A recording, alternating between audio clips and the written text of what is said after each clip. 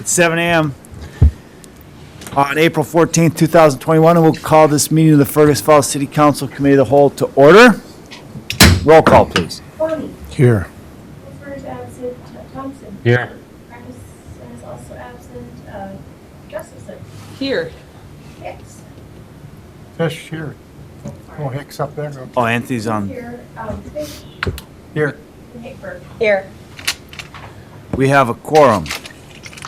First item of discussion this morning is the soccer field use fees, and we'll call on our Public Works Director, Guy Taylor. Good morning, Guy. Good morning, all. Thank you, Mr. Mayor. Back last fall, when we were discussing the fee schedule, there was a discussion around exempting youth baseball from field use fees. We inadvertently didn't include youth soccer in that discussion. So just presenting to you this morning the request to exempt that Youth Soccer Association from field use fees. Sure. And I know that, just real briefly, the part of the discussion last fall was that the Youth Baseball Association was a partner. They raised some funds, they did some maintenance and stuff, and the Youth Soccer Association is in the same boat. So Very similar. if you remember last year, it was kind of one of those things, youth baseball was here, and it wasn't, like you say, it was inadvertent that in my opinion, that we left it off. So thanks for bringing this forward, Guy, and we could do that with a motion to the council. Jim, thank you. Second. Krista, any questions or discussion from the council? I guess we'll do a roll call with Anthony. Sorry, Lynn. All right, roll call, please. Bonnie. Yes. Thompson. Here. Yes. Did it right. Gustafson. Yes. President accounted for. But I'm here to say yes. So. Hicks. Yes. Fish. Here. Yes. Hickberg. Yes. Everyone is present and accounted for, There you go. and that motion carries. Item number 2 is a bicycle pedestrian master plan update, and again, we'll call on Guy Taylor. Thank you, Your Honor.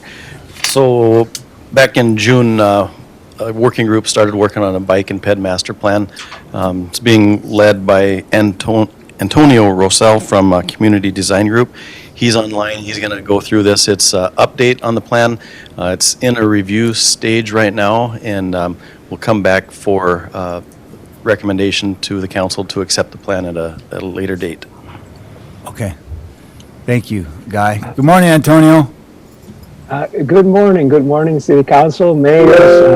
Mayor, it's a wonderful opportunity to be here with you this morning, and thank you for the chance to meet with you and tell you a little bit about the pedestrian and bicycle master plan. So I have a quick little presentation to share with you. So I'll start sharing my screen if that will work, and let's see, we'll get it running.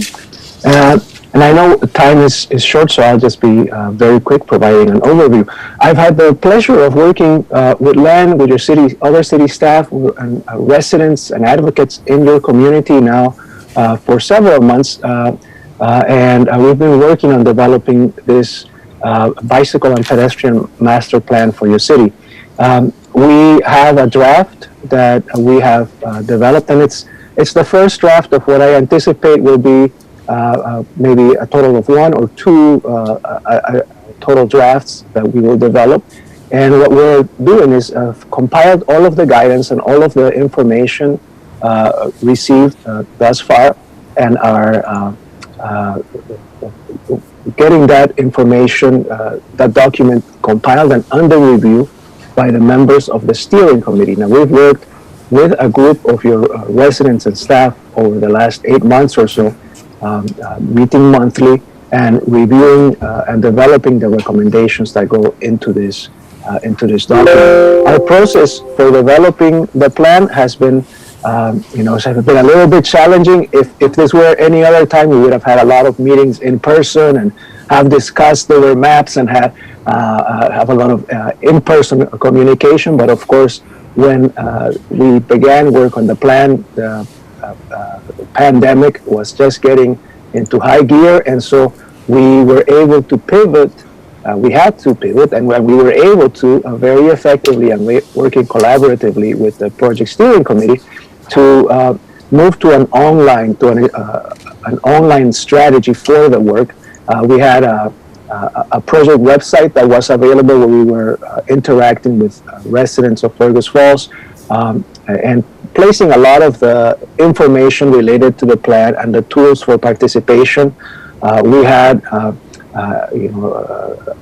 this on your screen now. There's an image of what is called a wiki map, which is an interactive map that runs on Google Maps, and people were logging in and placing points, dots, lines of routes, for example, that they want the plan to address as potential routes, locations where there were issues, for example, that needed to be addressed.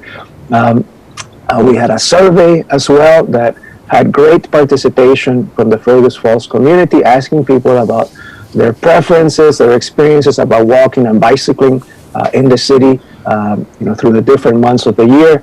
And we had also a pretty active social media campaign that invited people to the tools that we had made available. And so we were able to have great participation. The survey that I showed you a little bit ago, over 300 participants. We had a lot of comments that came in through that interactive map. We had over 1,000 visitors to the project website, and we had online workshops, which I guess is the way that we're doing workshops for a while, although hopefully we're coming out of it pretty soon. So, pretty robust participation to help us with the project itself and the recommendations and orientation of the project. And how do we orient the project? Well, very simply recognizing the assets that you already have in the community as a first and foundational step.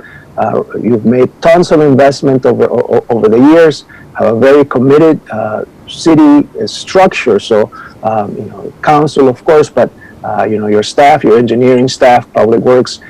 There's a lot of planning also that has occurred in the city. So working with that planning that you've already completed, those investments in planning, but also community work, like for example, the work that Fergus Falls has been doing, your bicycle and pedestrian advisory committee as well, and rolling that information into the plan here on your screen, for example, from your Safe Routes to School plan that you completed in 2012, recommendations from that plan rolling into our plan.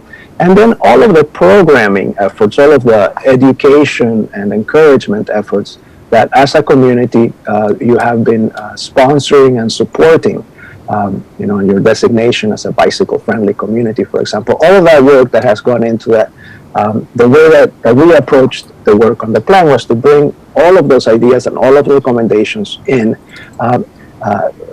Another kind of foundational approach for the plan is thinking about what is called the active living approach. And this is generally a way to describe it. I'll just show you some images from different places where we've worked. What is an active living approach? It's basically orienting our communities and the way that we approach transportation to recognize that, what if we made it easy for people to just simply, as part of their daily lives, be able to walk and bike to get places, to develop innovative treatments, like, for example, mobility hubs within communities, to help our children to walk or bike safely and comfortably to their schools as part of their everyday activity. How do we better connect to the assets that we have, the trails, the different natural assets in our community? How do we help our children learn to interact with our transportation system more safely?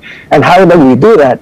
Of course, being in Minnesota, how do we do that in a way that works year-round? And it's not just a summertime activity, but it's a year-round activity. And what are some of the ways in which we can support our, for example, our maintenance, our public works departments? How do we make efficient use of the monies that we have while also supporting more of a year-round use for these assets?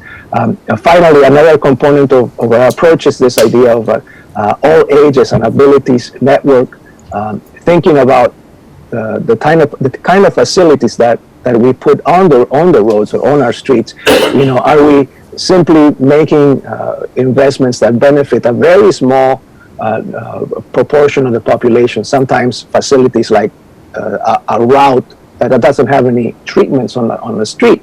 There's a number of people that might use it, but it's a very small compared to the overall population of a community, and that majority of people in a community are today not feeling like it's a comfortable or a safe activity sometimes to walk across the street in some locations or to use a bicycle for some of their trips. And so we want to approach the work of the plan as, let's make this a really big, open, and inviting activity for everybody.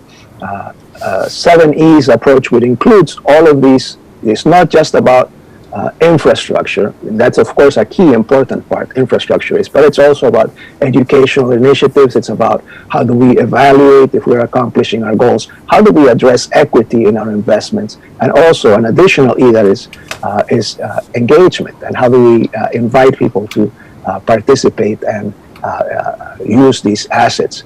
Now, next steps for the plan, there's a couple of things. We are in this process now of review of the document with the project steering committee.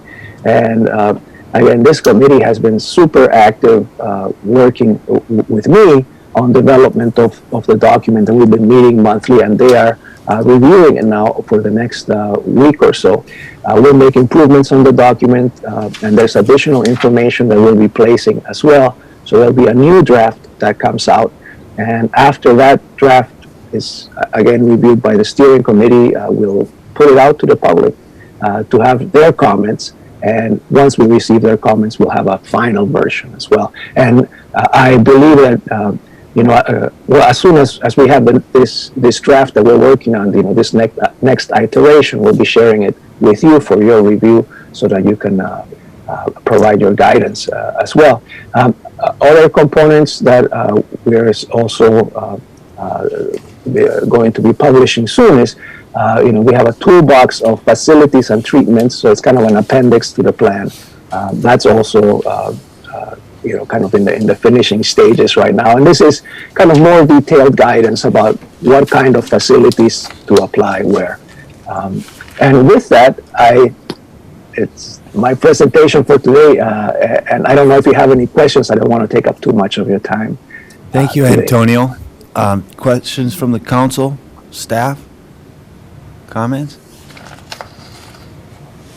Okay, thank you, Antonio. We look forward to the continued work of the committee, and thanks to all the local people for the dedicated time. I know that the committee has put in a lot of time to go through this process, and the staff as well. Thanks, Brian, to your team for being a part of that. Thanks, Antonio. Thank you. Thank you very much. Thank you for inviting me to be here with you today. Bye-bye. Have a nice day. All right, item number 3 is airport entitlement funds. We'll call on our city engineer, Brian Ubarro. Good morning, Brian. Hey, thank you and good morning, Your Honor, members. The memo before you is in regards to the Fergus Falls Airport and a transfer to Red Wing Regional Airport. Just to give you a little background, the Fergus Falls Municipal Airport, like a lot of many in its classification, receives $150,000 of FAA entitlement funds to use towards eligible expenses at their airports. We can accrue up to $600,000, so essentially we can bank up to 3 years, and our 4th year have a capacity of $600,000. If they're not expended by the airport, they're turned back to the FAA and put into an FAA discretionary funding account that can be used for larger projects, but that's up to the discretion of the FAA. So with the overall increase of project costs, Minnesota airports have the option to transfer their entitlement dollars from one Minnesota community to another that may need these entitlement dollars. This ability to transfer allows the funding to stay in Minnesota, and it's not, like I said, stay in Minnesota, and it's not disseminated or distributed back into the national pot of money. The city currently has a balance of $150,000. We don't plan on doing any projects this year. We are planning next year, perhaps some preventive maintenance projects, but we feel that can be done more on a volume added if we do it the following year. Since we don't need to access this money, Red Wing Regional Airport is requesting transfer of our $150,000 to their airport. They have a larger project, similar like the city of Fergus Falls has in the past. And part of this transfer agreement, if approved, they will pay back the $150,000 the following year, back when we look to do one of our pavement projects. This can be done quite simply with the attached form provided by the FAA. This is an agreement solely between the city of Fergus Falls and the Red Wing Regional Airport. So at this time, I'm requesting authorization to transfer this year's $150,000 of Fergus Falls Municipal Airport entitlement funds to the Red Wing Regional Airport. Thank you, I'll open Brian. up for any questions you may have. So essentially, we're just being a good neighbor, borrowing them the funds while we don't need them and gonna get them back next year. Yes, and if I can just give you a little history about it, because I've had to have some little questions about this, and just to give you a little background with this project and what we've done in the past.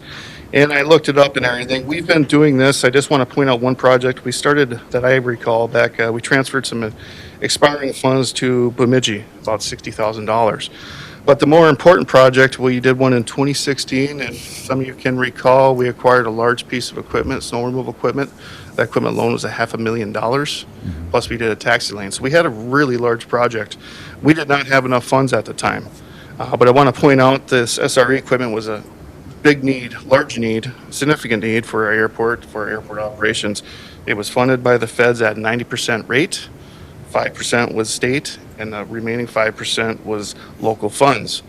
So in 2016, we can look through some of the memos, but we had a transfer of same entitlement funds. The city of Two Harbors, Glenwood, and Princeton loaned the city their entitlement dollars. That capacity was $335,000. So without this same effort amongst Minnesota communities, we would not have had the ability to acquire some of the SRE equipment. I just want to note these funds have been repaid, and our current balance is $150,000. Sure. Thank you, Brian. Questions from, I'm just out of curiosity, how much do we accrue from the FAA every year on this? On these, 150,000 A year we get? of our classification, yes. Okay, Yep. someone like to offer that? We could do that by motion to the council. I'll make that. Thank you, Brent. Thanks, Scott. Any questions for Brian? Roll call, please. Wood, Yes. Johnson, Yes. Gustafson, Yes. Hicks, Yes. Fish, Yes. Paper, Yes. That motion is approved. Thank you, Brian. Our Thank next you. item on the agenda is a stormwater drainage easement request for 1222 North Tower Road. Yes, thank you, Your Honor. This is a recent project, but representatives from West Tool and Design contacted city staff. They're planning a building expansion at their site located at 1222 North Tower Road. They're proposing, I believe, an addition approximately 80 by 60 feet. Through this conversation, we determined that there was some need for some storm sewer modifications. Currently, the stormwater runoff, we have a cul-de-sac adjacent to First Avenue North. The water from our street drains through via curb cut onto their property, across their property, into the railroad right-of-way. I've attached a drawing to try to give you a little bit of illustration of what we're trying to accomplish here. We know this is an issue because it would inhibit and be the direct path of their proposed building site. Because of this, city staff, we developed an alternative design shown in the illustration there. I do not have it on the board. But this design that we're proposing will consist of, instead of overland, it'll be a combination of inserting a catch basin, some storm sewer piping, and then redirecting it into the railroad right-of-way. The owner that we're working with and their representative understands this. They're also willing to enter into a utility easement that would also be needed for this project. So if approved, we're estimating the construction cost is about approximately $33,000. This could be funded through the Storm Sewer Enterprise Fund. However, this will be brought back to the council once we get actual dollars and then once commitment from the West Tool Design too of their intentions as well. So at this time, Your Honor, I'm requesting authorization to solicit for quotes and authorization of staff to execute a stormwater drainage easement at this time. Thank you, Brian. And we could bring that to the council by motion. I'll offer that. Thanks, Caroline. I'll second. Thanks, Krista. Questions? Scott, do you have a question? Just a quick question for you, Brian. The map that you provided has Cedar Avenue listed on there, but that isn't an actual paved street, but would be maybe a future development at some point, or does that, does that come into play here at all as to what might be planned for Cedar Avenue? Well, Cedar is, Or is that? Member Kwame, that Cedar is paved. It's not quite a developed urban section. It's more of a narrower section, but it is paved. Okay, Best of my knowledge. It is, yeah. but it just dead ends then, it doesn't go It kind of curves around onto, Yeah. Is that where all those townhomes? yeah. Yes. Yeah, mhm, okay, yeah. that's my word. Yes. Yeah.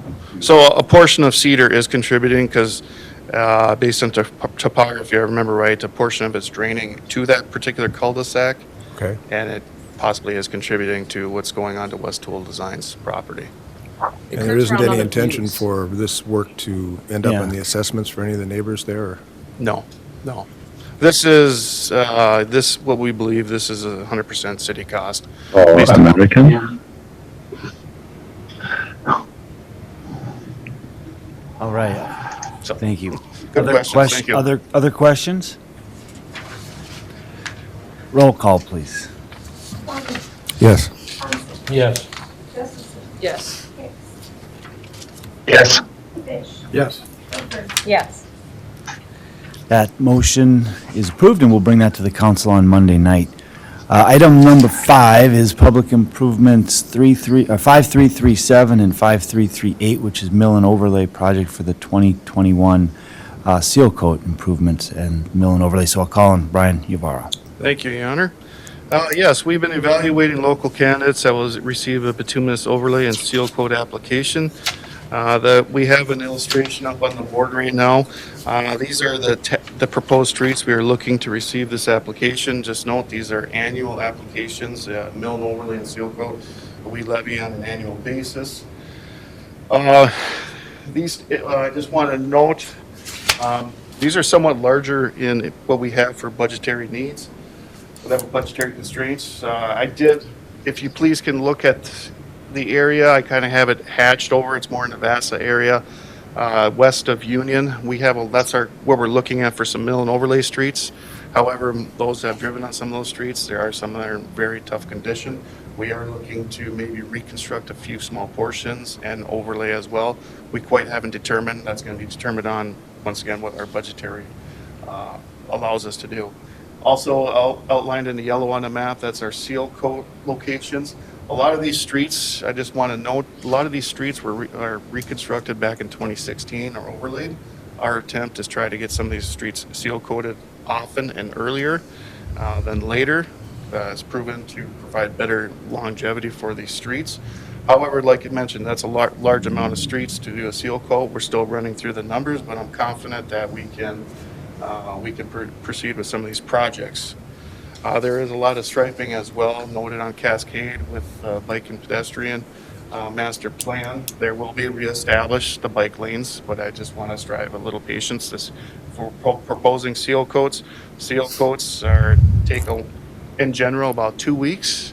We're going to lay down, apply the mastic, and then we will be applying a chip seal rock over it. It sits there for 2 weeks.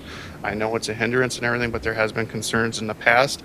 But I just want to stress that based on our budget, that this is a temporary in nature. So we will restore all the lines. I don't have a schedule as well, but I'm anticipating some mid-late summer that we could do this work as well. So at this time, Your Honor, I'm requesting to initiate both these projects, 5337 and 5338, and also ordering the plans for both these projects, public improvements 537 and 5338. And I'll open up for any questions. Thanks, Brian. I just had a couple, maybe a comment and a question. You mentioned like some of these streets that had been constructed or reconstructed in 2016. So maybe just for the benefit of the public, sometime, not today, but sometime this spring as we kind of go through the challenges that we go through every spring with roads, just maybe give the public an update, because that's a scientific reason that we're seal coating streets that have only been constructed. So it might appear to the public that we're simply, focusing on the same streets, but what we're doing is trying to make sure that those streets get regular maintenance so they actually last longer. So maybe just the whole pavement management index, the PMI. Oh, yes. Might be a good chance to update the public on how these decisions are made, and just let the public know which streets are selected for which kind of projects, and just the overall long-term thinking of the streets. Again, not this morning, but maybe we should do that on an annual basis, because I know that's one thing that the public is concerned about, and rightfully so, and in the spring, especially with the potholes and the conditions of the streets, not just here, in this land that we live in up here north. And the other thing I would say is, when we do that, for my benefit and maybe for the benefit of the council too, we have increased funding for these projects over the years, over the last 4 years significantly. But maybe it would be nice to know, like this year as we go out for these public improvement bids, what are the costs of the materials and the bids that we're getting as compared to 5 years ago? So what's the money that we're putting into it now able to accomplish on an annual basis versus what it was in the past, just to make sure that we're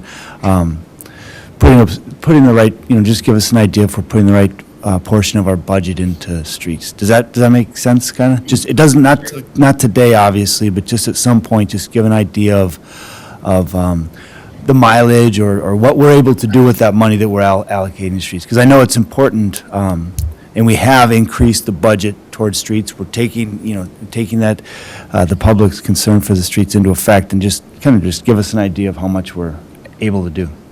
That's an area I think that we all get the most complaints about is our streets. So Yeah. it would be good to go over that with the people, just to let them know how we actually go about which streets are going to be repaired.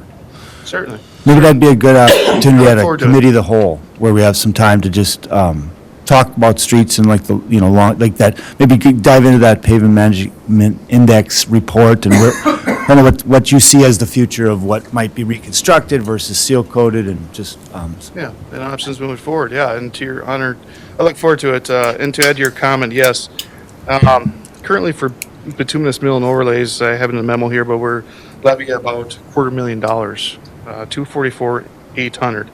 I believe, 4 years ago, it was just about 190,000. So yes, over the past 4 years, there has been significant increases to not only mill and overlay, but the seal coat budget as well. And that has helped.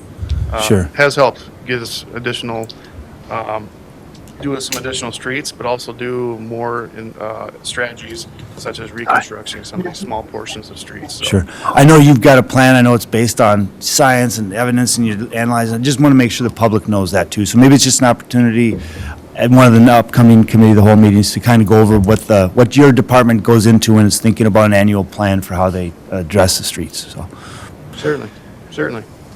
So I went off on a tangent. Sorry about that. Can I ask a question of Brian? Yep, absolutely. Go ahead, Anthony. Brian, I've had a number of people call about the hill that goes from Vine to Broadway.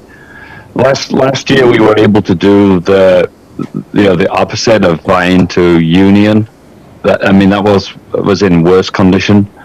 But do you know when that's on the timeline to get something done on it? It's deteriorating at the top.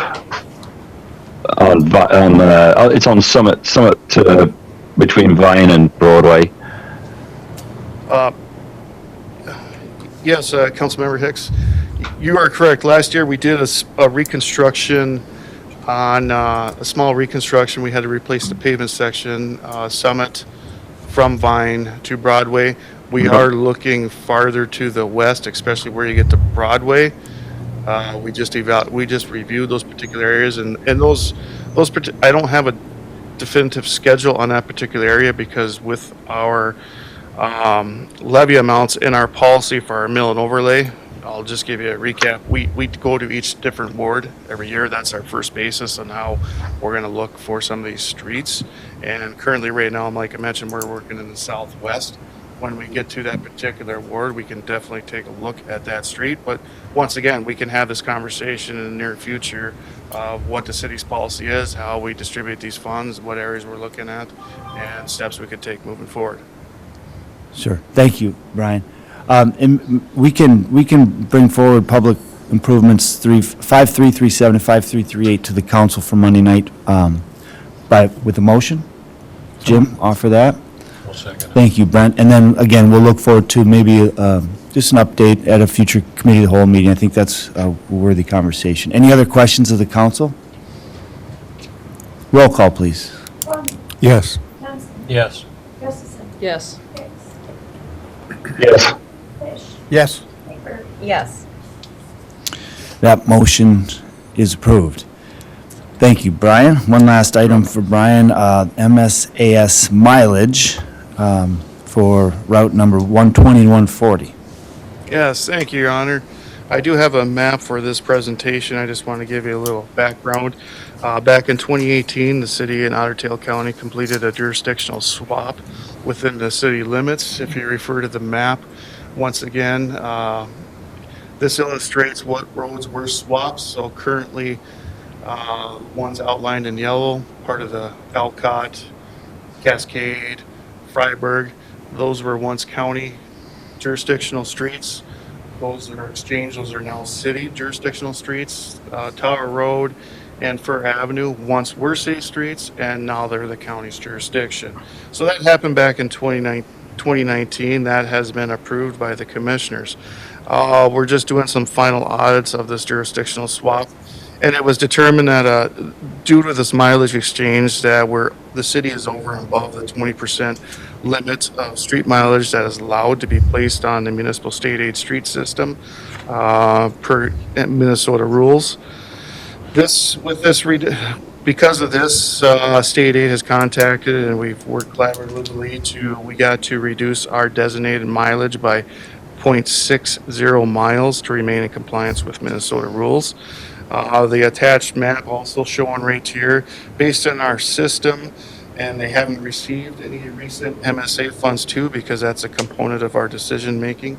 But we're currently at the time to be in compliance. I'm recommending that we revoke MSAS Route 120, which is Sherman Street, Lincoln Avenue to Washington. That's 0.08 miles. And the second one is MSA Route 140, Douglas Avenue. This is from Pebble Lake Road to Trunk Highway 210. That mileage is 0.53 miles. With these two revocations, we would be in compliance. That would be a total of 0.61 miles. We needed, as I noted, 0.60 miles, so we would have a remaining 100th mile to designate. However, I don't believe we're going to be designating anything at that time. So at this time, Your Honor, I'm going to open to any questions, but the action before you is to revoke MSA routes number 120 and 140. Thanks, Brian. We can do that through a motion to send that to the council on Monday night. I'll offer it. Thanks, Caroline. I'll second. Thanks, Jim. And then if anyone has any ideas for that 1/100th of a mile, we'll bring that to Any questions for Brian? Roll call, please. Kwame, Yes. Johnson, Yes. Gustafson, Yes. Hicks, Yes. Fish, Yes. Hudson. Yes. That motion is approved. Thank you. Thank you. Thank you, Brian. I don't know of any other items to come before the committee this morning. Lynn doesn't have any announcements. Andrew, you have anything? All right, with that, next council meeting is Monday night, April 19th, and we'll see you then. Have a great day, everyone.